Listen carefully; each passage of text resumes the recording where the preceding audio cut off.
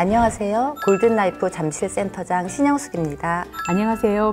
골든라이프 서초센터장 노윤자입니다. 센터장님, 그동안 수백 건 상담을 하시면서 고객님들이 가장 많이 하는 질문과 궁금해하는 사항이 있었다면 어떤 게 있었어요? 고객님마다 각각 다른데 상담을 하다 보면 주로 금융종합과세, 건강보험료, 연금소득세 등을 언급하게 되는데 대부분 고객님이 헷갈려하는 숫자가 몇 개 있더라고요. 그래서 이 헷갈려하는 숫자를 제대로 이해하고 넘어가면 고객님도 저도 상담하는데 훨씬 수월해지더라고요. 무슨 숫자를 많이 헷갈려 하셨나요? 그게 1,000만 원하고 2,000만 원, 1,200만 원입니다. 저도 헷갈리는데요, 센터장님. 그럼 1,000만 원부터 차례로 설명 좀 부탁드려 볼게요. 일단 1,000만 원부터 말씀드리겠습니다. 1,000만 원은 금융소득 1,000만 원인데요. 금융소득 1,000만 원을 초과하게 되면 건강보험료 부과대상 소득에 포함이 된다는 거죠. 건강보험료에는 크게 직장가입자, 지역가입자, 피부양자로 분류를 하는데 이때 직장가입자는 보수 월액 보험료의 소득이 연 2,000만 원 초과 시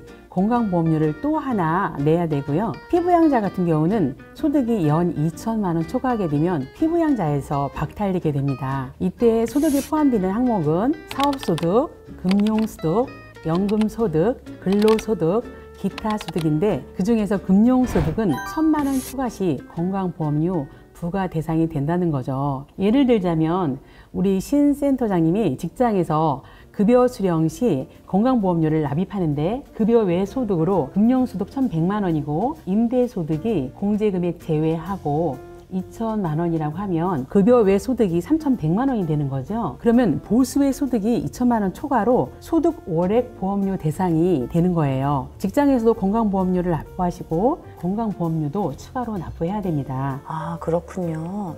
금융소득 1,000만 원이 초과되면 건강보험료 상승 위험이 따르게 되는군요. 네, 맞습니다. 금융소득이 1,000만 원 이하와 1,000만 원 초과는 건강보험료를 더 내느냐 또는 안 내느냐의 기준이 된다고 볼 수 있겠네요. 두 번째로 헷갈리는 숫자 2,000만 원에 대해서 설명 부탁드립니다.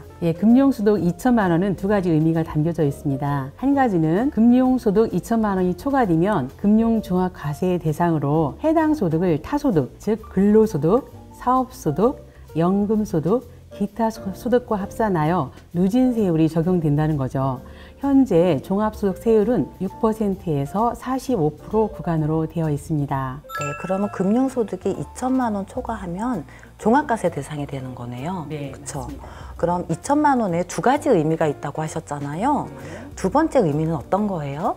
앞부분에서 금융소득 1,000만 원 초과 시 건강보험료 부과 대상 소득에 포함된다고 말씀드렸는데 금융소득이 2,000만 원 초과하게 되면 직장가입자는 바로 소득 월액 보험료 대상자로 건강보험료를 2개 내야 되고요. 피부양자는 소득이 연간 2,000만 원 초과로 피부양자가 박탈되어서 지역가입자로 전환하면서 건강보험료를 따로 내야 하는 일이 벌어집니다. 그래서 요즘에 퇴직하시는 분들을 보면은 건강보험료 내는 게 부담스러워서 재취업을 하는 경우를 저는 종종 볼 수가 있었어요. 네, 주변에 많더라고요. 네네. 소득으로 인해서 보험료가 많이 상승하는 것을 보니까 소득에 대한 포트폴리오가 정말 중요한 것 같아요.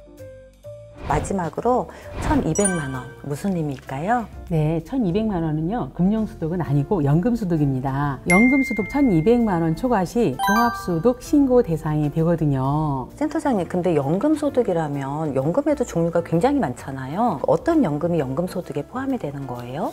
일단 연금에 대해서 한번 종류를 나열해보면 공적연금, 사적연금, 세제비적격연금, 기초누령연금, 주택연금, 농지연금 등 참 많죠. 여기에서 1,200만 원에 포함되는 연금은 세액 공제되는 사적연금, 즉 개인형 IRP와 연금저축만 포함이 됩니다. 가입했다고 해서 연금 수령 시 무조건 연금소득세에 포함되는 것은 아니고 개인형 IRP와 연금저축을 가입 후 세액공제를 받은 부분과 가입 후 발생한 운용수익을 연금 수령 시 연간 1,200만 원을 초과하게 되면 종합소득세 신고 대상이 됩니다. 네. 그러면 모든 연금이 포함되는 건 아니고 세액공제 받는 상품, 즉 개인형 IRP와 연금저축 상품에서 세액공제 받은 부분과 운용 수익을 연금으로 수령할 때 1,200만 원이 초과될 경우에 연간으로 전액에 대해서 종합과세가 된다는 거네요. 네, 맞습니다. 네, 그런데 2023년부터 연금계좌 세제 혜택 확대 방안으로 종합과세 또는 16.5% 분리과세 중 유리한 것으로 선택할 수 있게 되었습니다. 전체적으로 세 가지 설명해 주셨는데요. 제가 한번 정리 한번 해볼게요. 한번 해보세요. 네. 첫째, 금융소득 1,000만 원 초과 시는 건강보험료 부과 대상 소득에 포함된다는 거고요. 두 번째, 금융소득 2,000만 원 초과는 두 가지 의미가 있다고 하셨어요. 네네. 첫 번째는 타소득과 합산하여 종합소득세 납부 대상이 된다는 것과 건강보험료 직장가입자는 소득 월액 보험료를 추가로도 납부해야 된다는 거. 그리고 건강보험료 피부양자는 자격이 박탈된다는 기준이네요. 마지막으로 세 번째 연금소득 1,200만 원 초과 시에는 종합소득세 신고 대상이 된다는 거군요. 네, 아주 네. 잘 들으셨습니다. 네.